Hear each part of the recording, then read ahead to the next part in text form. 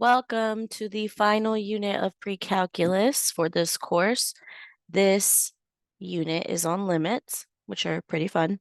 You will definitely see these in Calculus 1 and the calculus series. You're going to see limits quite a bit. So what is a limit?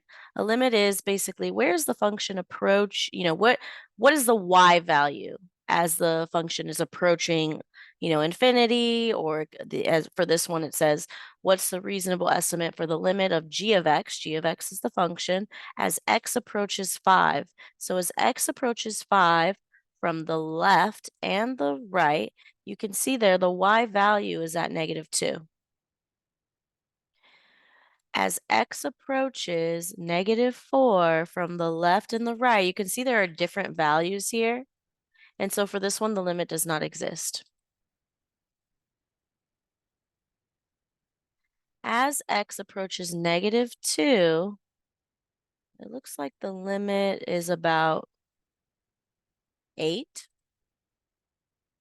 You can see here it's approaching 2, which is on this table, it's about an 8. As x approaches 0 from both sides, the limit is 2. Let's look at this one though, because we have this jump here. So let's look at the graph. It says as the y value seems to approach the distinct value as x values approach 0, whether from left and right, it gets closer to 2. It doesn't say anything about this 7 here. So we're looking at this function, I guess, because this is the function. This is not a part of that function. It's just a jump discontinuity. I think this is called like jump discontinuity. We'll worry about that when we get to the continuity stuff. And so the first part of the unit is going over, just limits. Well, a lot of it is, but you'll be finding limits using the squeeze theorem and dealing with removable discontinuities. I think that's what that one was called that we just saw. And some other things. It's a pretty long unit.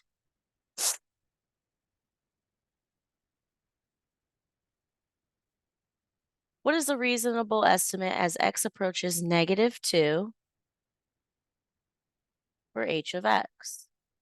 Well, it looks like the limit does not exist because you can see it when it approaches 2 from either direction, it's different values. This is called a vertical asymptote here.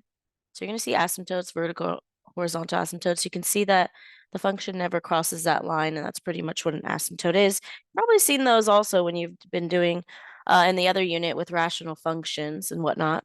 So as x approaches 4, what is the limit? Um, the limit does not exist.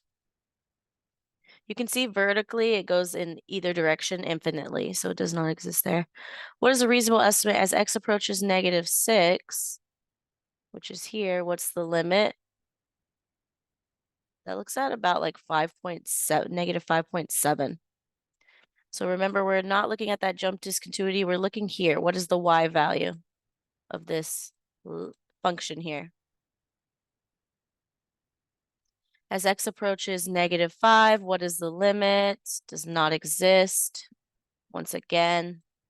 So that's by looking at them from graphs. Now we're looking at them from one-sided limits. So we were looking at it from both directions. Now we're looking at it from one side. Okay, so you're going to see like a minus sign there or a plus sign. I believe the minus sign is from the left. So let's double check. As x approaches 4 from the left, it looks like the limit is 3. Yeah, so the minus sign is from the left. As x approaches 0 from the right side, the limit is 7. So the plus means the right side. As x approaches 4 from the right, the limit does not -4 from the right. The limit is unbounded. So that's a new term here. First notice, okay, so yeah, the limit doesn't exist. Okay, so according to the graph, there's a vertical asymptote. Yep, we can see that at x equal -4. There is no specific value to which h of x values approach. They just keep increasing. In conclusion, h of x seems to be unbounded. Okay, so the important thing with math is it's all about understanding. We want to know what unbounded means. Unbounded is if the limit the graph is approaching is infinity, the limit is unbounded. So just know what that means. If basically the limit's infinity, it's unbounded. It's another key term for it not existing and being infinity. Okay, so if as we approach -3 from the left, the limit is so since we're approaching from the left, you need to go to the function that is coming from the left, which is the top one, not the bottom one.